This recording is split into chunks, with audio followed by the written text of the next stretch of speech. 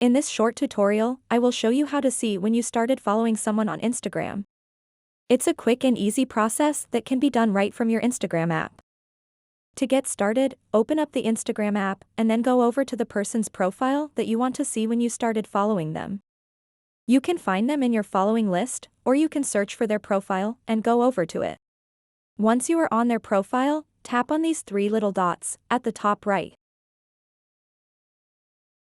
And then tap where it says, See Shared Activity.